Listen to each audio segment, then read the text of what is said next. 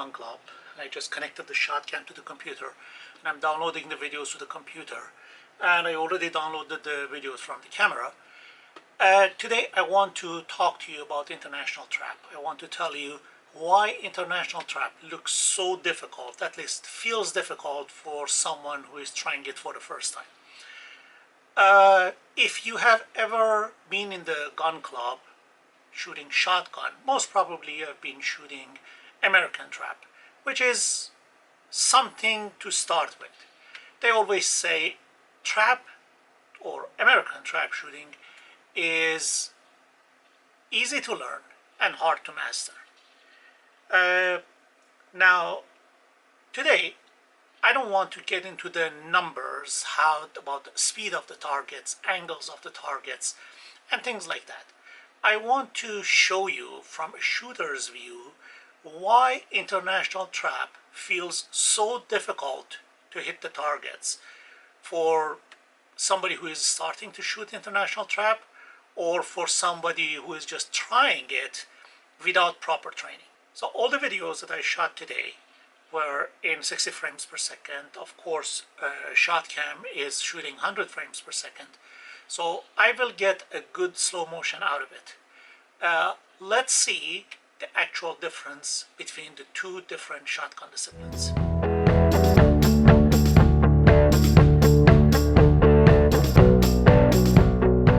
The first challenge of shooting international trap is the angle. When you're shooting American trap, the trap machine is above the ground, while when you're shooting international trap, trap machines are in a bunker right under your feet. The distance is almost the same, but the angle is very different. Let's see what difference it makes. On the left-hand side, the red line shows you the edge of the bunker. So this is the line that shows you the first presentation of the target as they come out of the bunker. On the right side, that's exactly the same thing. The red line shows you the edge of the trap house. So this is exactly where you see the target first. A trained American trap shooter is trained to look here, waiting for the target to come out, something between 2 to 3 feet above the edge of the trap house. Of course, depending on the situation, wind direction, background, and lots of other things, where the American trap shooter looks can be different. Some shooters, they hold the gun higher and they look higher, some of them lower, but overall, more or less, we are looking into 2 to 3 feet above the edge of the trap house. Now imagine the same shooter starts shooting international trap based on the previous training or natural habits. This shooter again looks at here. Do you see the difference? Here is a difference. When the shooter is looking at this area, the background is a berm, which is something around 300 to 400 yards away from the firing line. For this shooter, when he or she calls a target, it's a matter of quickly switching the focus from something far away to close object. Naturally, our eyes do this very quickly.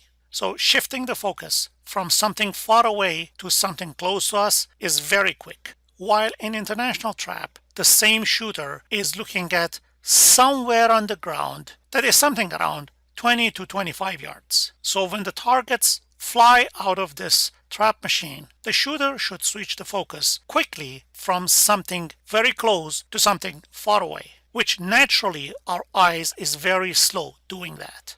That's the biggest challenge, seeing the international trap target for someone who is not trained for this game. By the way, problem with the angle doesn't end there. Compare these two examples. This one and this one.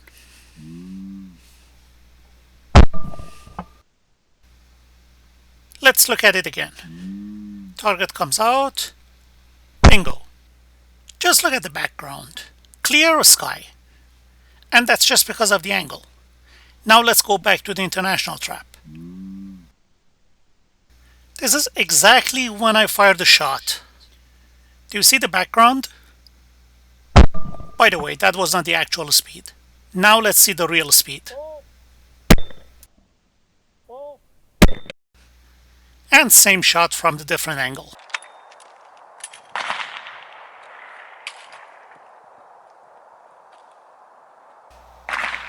slow motion. And actual speed. Ball.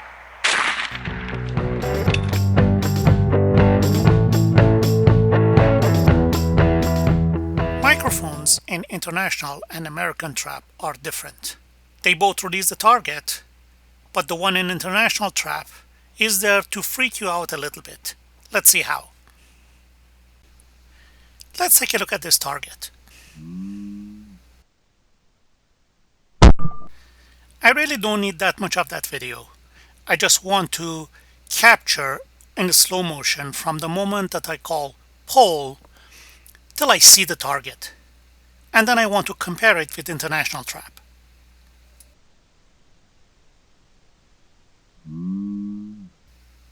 .39.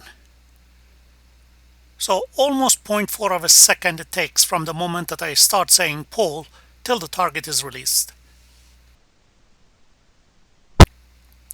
And I pull the trigger at 1 second.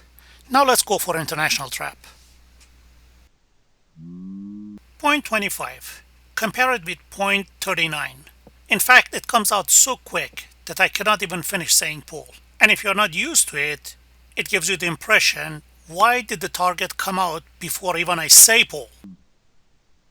And I pull the trigger at .84. I know, I'm getting old. Please look at the next 5 targets. They are from different posts, but they all have one thing in common. You can see they all have the same height, although the angles are different.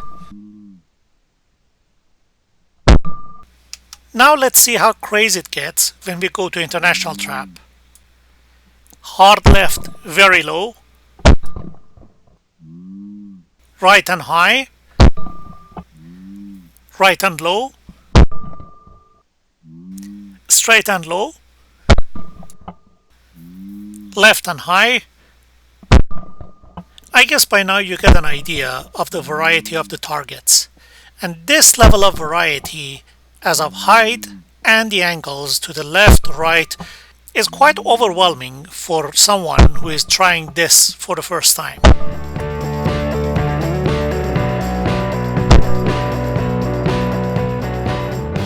Now I want to talk about the equipment. But before I go to the gun and shells, I want to tell you a little bit about the setup that we have in international trap. If you go under the bunker, this is what you see. These machines are designed to throw clay targets at around 100 km per hour or 62 miles per hour. Regular American trap targets do not survive such an acceleration. So targets that they are used for international games, they are usually different. They are slightly bigger. Regular American targets are 108 millimeters, while these targets are 110 millimeters. But the main thing is that these targets are harder and denser. To break them, you need more energy. Now combine this with the ISSF regulations that tells you the shells cannot be more than 24.5 grams of shot in it, which is slightly less than 7/8 ounce. You're left with only one option, which is velocity. These shells that we use for international trap usually have the muzzle velocity of 1350 to 1400 feet per second. You have targets that you have to move quickly in very hard angle, and you have the shells that they have less shots in it, and you have to be extremely on the spot to hit those targets. You don't have time to aim or make any adjustment, and for all these things you need the right equipment to get to those targets. I shoot Beretta International Trap. This is a 692 version of it, and this gun is actually perfectly fit for me. And when I say fit, it just doesn't mean that, okay, I mount the gun, I put my cheek on it, and I have everything aligned. It's a lot more than that. This gun has to fit perfectly with closed eyes. So you close your eyes, you fit the gun, it's perfectly fine. Second thing is that the gun should be very agile, so probably a heavy barrel or a long barrel does not do the job. The other thing that you need with the gun is the gun has to be perfectly tuned for the pitch, which technically means that when you take the first shot, gun should stay there, the recoil should be to your shoulder, but it shouldn't have jump, because you need the gun that can go with you for the second shot in case you miss the first. Just take a look at this slow motion video and see how the gun reacts when I take 2 shots in a row. Oh. See if you can spot any changes in the barrel alignment. That was a normal speed, now it's slow motion.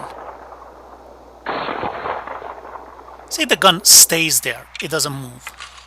And smoothly goes with me. Now see the same shot on the Shotkam.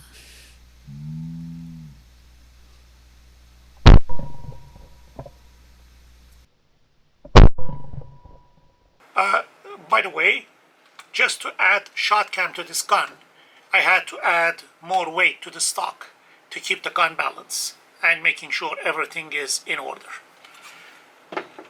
And if you think you can get away with it, you may give it a try, but to be honest, I tried shooting international trap with my hunting gun. It's a Winchester SX3. And although I tried it a couple of times, I could never reach 4. So the best I could break was like 2 or 3 out of 25. That should tell you something. So it comes to the point that to break international trap targets, you need the right equipment.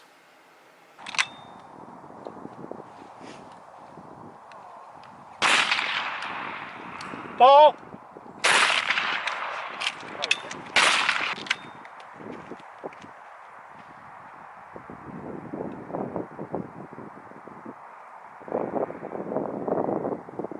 Ball. That was all into it. So if you haven't tried international trap, if you get a chance, it's well worth trying. In the beginning I just tried, and all of a sudden I got so much into it that no other shooting sport satisfies me like that. And I shoot lots of different shooting sports. I shoot air rifle, I shoot archery, I shoot American trap, sometimes a skeet, and I also hunt. But nothing I can tell you gives me the pleasure of breaking international targets. Okay, enough talking. Let's enjoy some shooting. Thank you for watching.